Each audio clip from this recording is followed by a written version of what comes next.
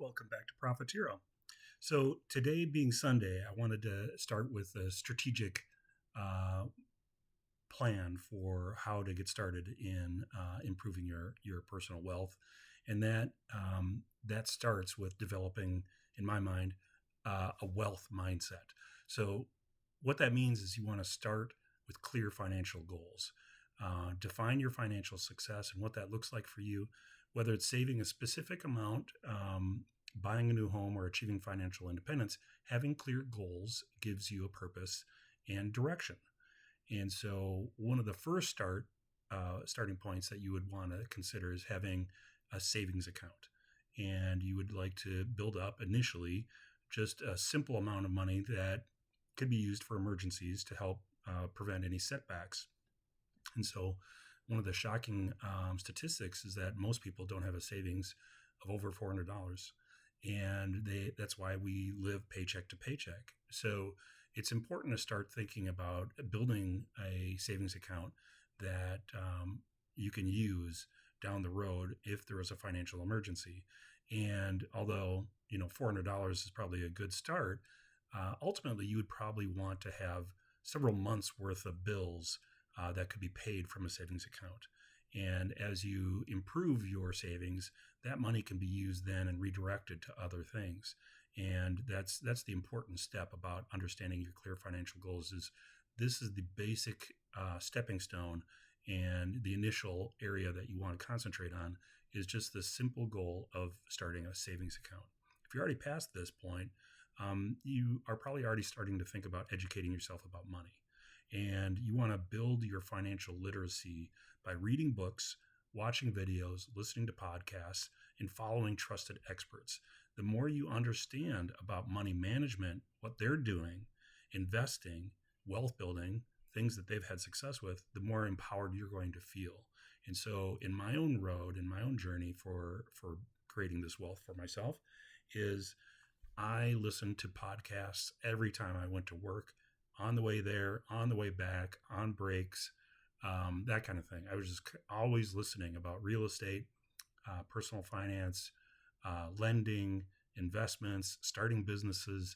I was obsessed. And for years, I listened to podcasts endlessly all the time. And so there's quite a bit of noise out there about that. But you want to listen to multiple different experts and then contrast what they're saying with the whether or not it's along the same page. Do they agree with each other, or do they have specific points that they don't agree? And understand what those points are and what that means as far as whether or not they are both pulling the same direction that you want to go.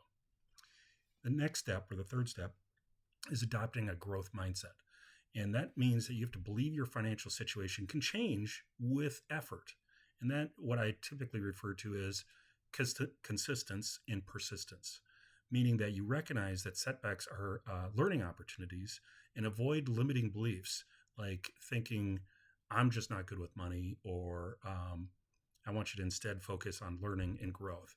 And so a lot of people get analysis paralysis. They start to look at the overall problem that they have. They are afraid to start breaking things down, and it can feel very overwhelming when you have setbacks, you have very limited time, you have children, you have a job, you have other aspects that are pulling on you at all times.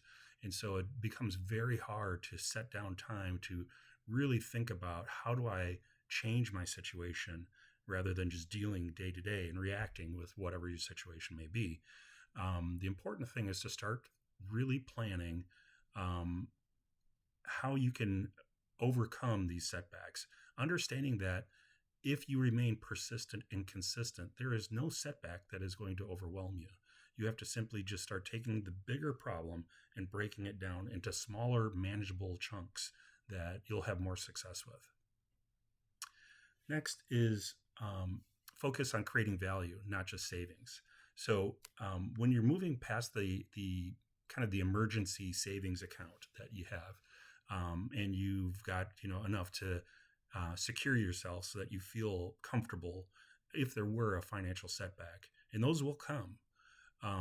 You want to start developing a wealth mindset by thinking beyond just cutting your expenses and saving money.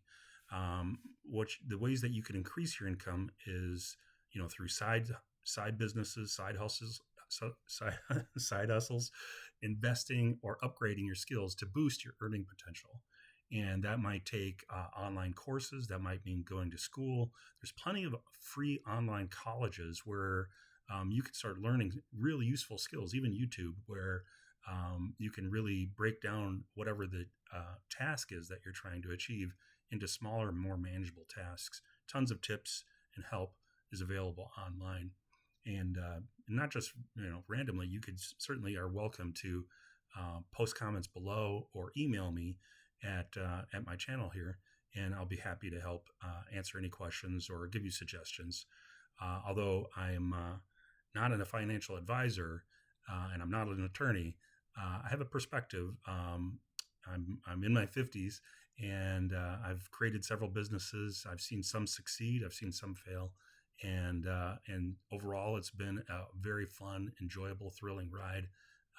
Working really hard in having the gratification of seeing some of those succeed. The last point I wanted to make today is practice consistency and patience. Give yourself the time and grace in order to make mistakes and recover from them. No matter what your age is, you're going to come across obstacles. And at different phases in your life, they can seem overwhelming.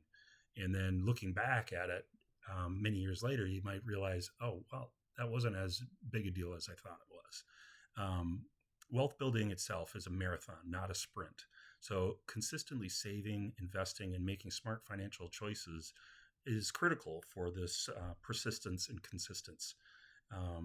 Understand that small, disciplined steps taken every day are key to your long-term financial growth.